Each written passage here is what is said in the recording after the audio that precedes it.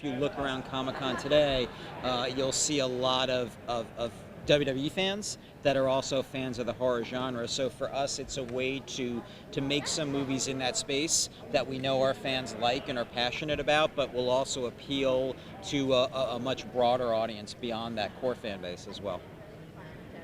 Mogul Media Television has a question. Since you're a big fan of the horror genre, Child's Play, the first one, people thought it was really scary, but then as the series went on, it became more comedy than horror. What's your take on that?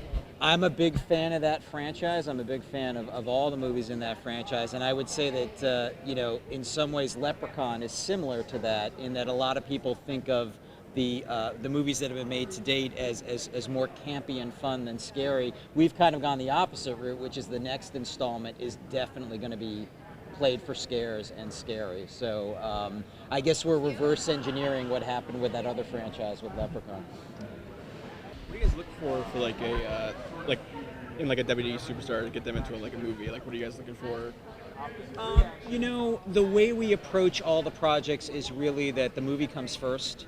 And once we've gotten the script to a place that we're ready to greenlight the movie, that's really the point in time where we start to talk about who's the right superstar for this picture and what's the right role for that superstar. So it's an organic process that's really done with what's best for the movie in mind, but at the same time, looking to cast superstars in our films that we think the fans will be excited about and that we can introduce to a wider audience as well.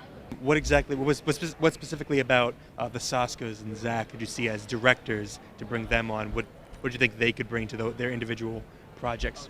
Well, I love the Saskas. We've had a great experience working with them, and when we decided to do another See No Evil, we really wanted to find a director, which became directors, that had a voice, that had a vision, that were completely unique, in the approach to making a horror movie. And we were struggling with that in terms of the resources that we had to make See No Evil 2. And then someone said, "Hey, have you seen American Mary?" And I actually hadn't. And I sat down, the DVD I think it had just come out, and I put it in my Blu-ray player, and I was just blown away. And, it was full stop.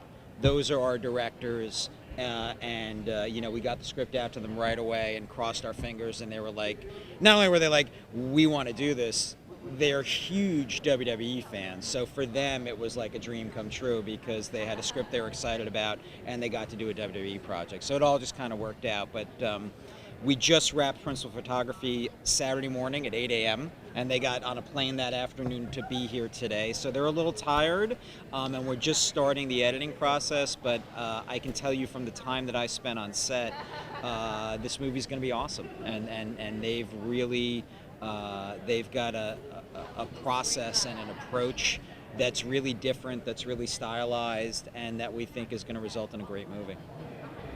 And what about Zach? Bring Zach on for Leprechaun Origins. Oh, Zach's awesome too. The way we found Zach was we knew there was going to be a lot of pressure on any filmmaker that was handed the Leprechaun baton because of the expectations that fans have, both positive and negative in terms of that movie. So we wanted to find a young filmmaker, again, with a vision and with a voice.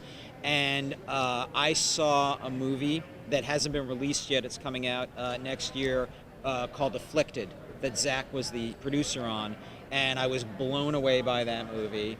And then we started looking at Zach's body of work as a director, and we said, this is our guy. This is a guy who understands the genre, who's got a great creative approach to making movies.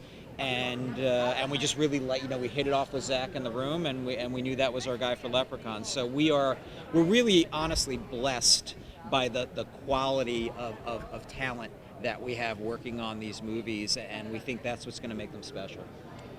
In terms of making these films with WWE Studios, a lot of these films that are coming out usually have a singular superstar as sort of the lead for them, or as a major character in the films. And one of the major things about WWE is these superstars colliding. Have you ever considered about having a movie with more than one superstar at the helm as sort of like a back and forth between the two?